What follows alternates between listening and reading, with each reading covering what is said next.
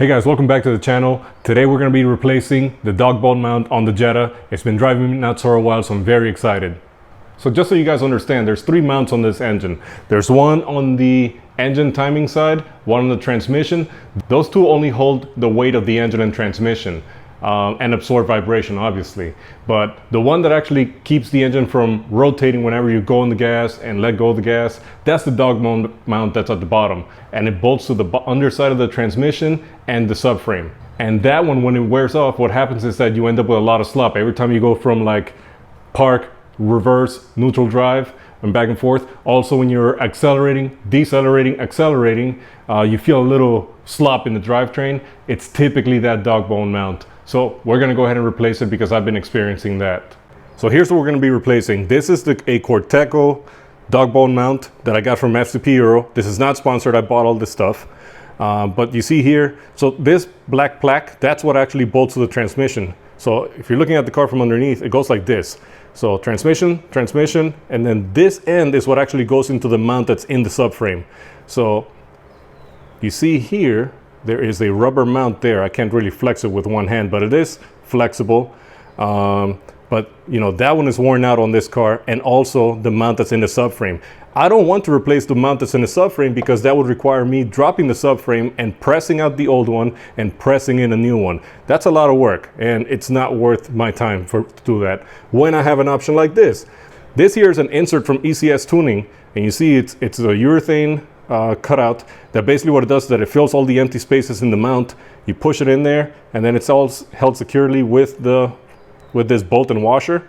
And so that is going to help to eliminate all the slop that's on it, along with a new bushing on the Dogbone. This is all very affordable. I'll go ahead and put the links in the description for you. And again, this is not sponsored. I bought these on my own. All right, so we are down here now, and notice I have an oil leak, which tells me now that my experiment to reseal the vacuum pump did not work. So with that said, I will be putting out a video soon on how to replace that vacuum pump. Moving on though to the reason why we're here. Here's a Dogbone mount. So we're gonna go ahead and remove these 16mm bolts here, and that there's a 21mm bolt. Take out all three and this is good to go. So remember guys, you can go ahead and remove this without worrying about the engine dropping, because the weight of the engine is actually being held by the transmission and the engine mount on the rails. This is just to control the rotation of the engine. So you're more than safe to go ahead and remove this here. All right guys, so here is the old one versus the new one. The old one came out very easily. Again, 16mm for the front, 21 in the back. The two in the front I was able to get out with a normal ratchet, but for the one in the back, that one is very tight. So I did have to use my breaker bar for it. But once you break off the tension, it spins by hand. It's pretty easy. With that said, not much to see here. I can tell you that this one is definitely feels stiffer than that one. So now what I'm going to do is I'm going to go ahead and show you guys how this insert gets put into the subframe, and then followed by the new mount.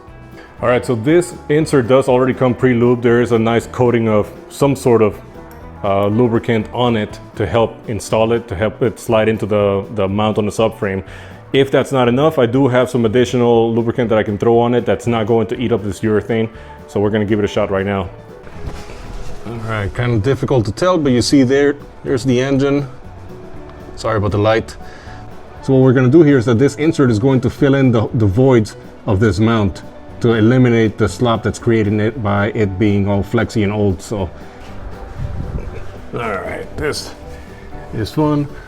Sorry guys if I show you up my nostrils. Not much space to work in here. So all we need to do is just line it up, and we should be able to just bang it in there.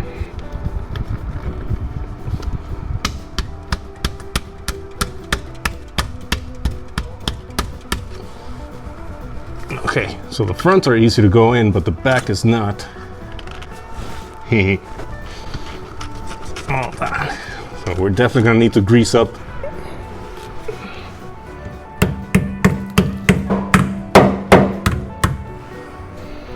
Let's see if it bites now. Huh. What's going on? So it needs to go a lot further in. Okay, just a few more millimeters. All right, but you guys get the idea. So drive it in however it takes. And once you have it in there that you can actually have the bolt bite some thread, go ahead and drive it in that way. And then we'll pick it up once I get that done. Okay, quick update. Once I got it all up in place, I realized that I couldn't get the bolt to actually bite the nut on the subframe. And I realized that by not having the bolt, it allowed the bushing to kind of move about, and then it wasn't lining up with it. So I had to pull it back out and put the bolt in so I can go ahead and make sure that that nut in the subframe stays in true alignment as the bushing around it moves.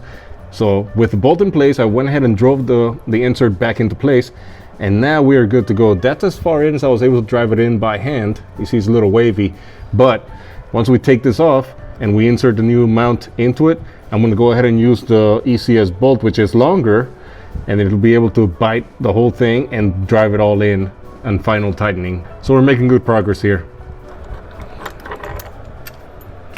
So here comes the new mount.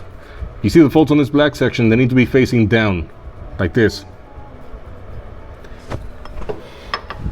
Of course it wants to fight me now.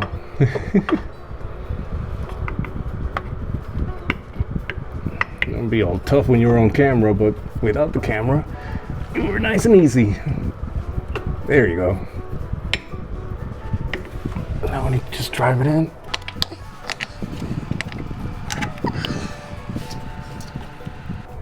Okay. I made sure that this lines up, so we're just going to put the bolt in, get it started, and then we're going to go ahead and move the engine about so that we can line up these bolts here. I just don't want this back end to be out of alignment later.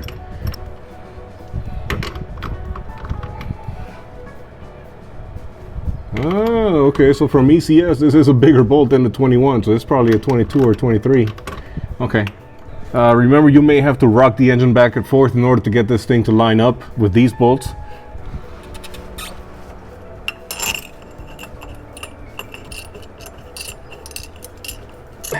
There we go. Now we just drive them in. We're not tightening, we're just driving them in, okay?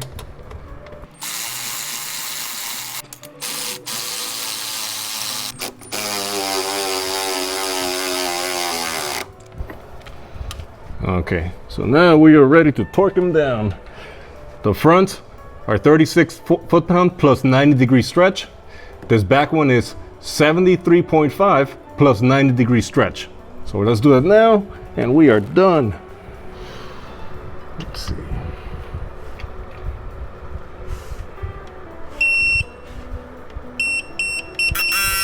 There we go.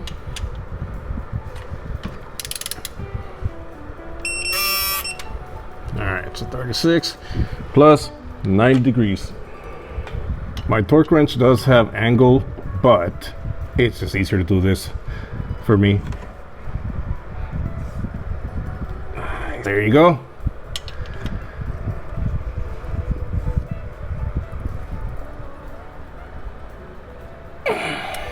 There you go. So now this big boy. Again, that's 73 and a half. Let's see.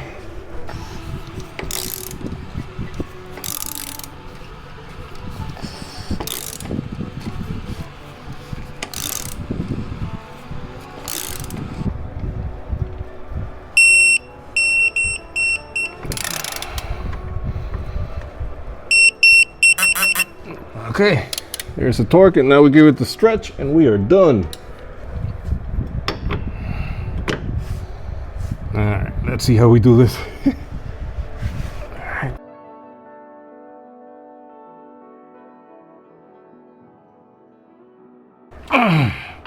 Woo! Okay, done. There, I want you guys to see the finished product there. All tightened up. You barely see the insert there, but it's definitely doing its thing. That bad boy is nice and tight. All right, guys, so I got the car out idling outside in the driveway, and I can already tell you there's definitely a noticeable increase in noise coming into the cabin. It's a vibration coming from the engine, which I expected, not just because of the new mount, but also because of the insert now. So there is a break-in period of this. So typically it's anywhere between 50 to 200 miles. I've heard some people, depending on how stiff the new mount is, it can be in the thousands of miles. This being a relatively soft urethane and a new Dogbone mount rubber, so I think the ship's going to be on the lower side. I think within the next 100 miles it will be better. So just to clarify, it is not loud. It's not like it's annoying me, but it's something that you notice. So just be aware of that. There's nothing wrong with it. It's just that it's pretty stiff. It's brand new. So let's just go for a drive and see what it feels like going through the gears and going through reverse, drive, neutral, etc.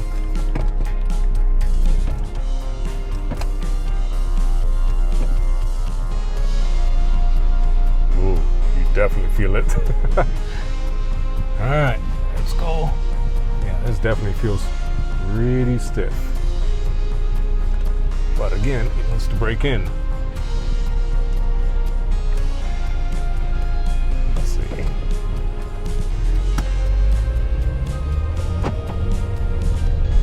Oh, okay. The 1, 2, and then 2 and 3 already feel so much better. So the trade-off of having really good crisp shifts by way of replacing / upgrading that Dogbone mount and insert is the fact that you get added vibration into the cabin. However, that does go away with time. So once you get it past the break-in period. And I'm sorry for the shaking. I got you guys on a little phone mount that goes to the AC vent. It's not the best of things, but you know, it works. Oh man, yeah. Sport mode. Fourth row. Now we're in third. Fourth. Yeah, that feels so much better now. It definitely feels more agile, which I absolutely love. The added vibration that I'm feeling right now, this is the worst of it right now. It's just gonna keep getting better and better and better the more you drive it. So you got to keep that in mind when you first get on this. All right, we're turning on a quick road real quick. I'm just going to put it on sport mode because sport mode does increase the line pressure of the shifts a little bit. So I want to see if I can tell the difference there or not.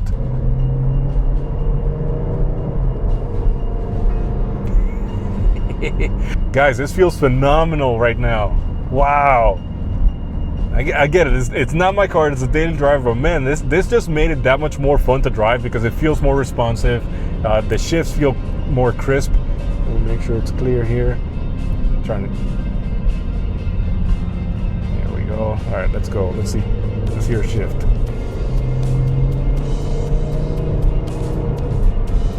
Oh my gosh, yes. That was too crisp.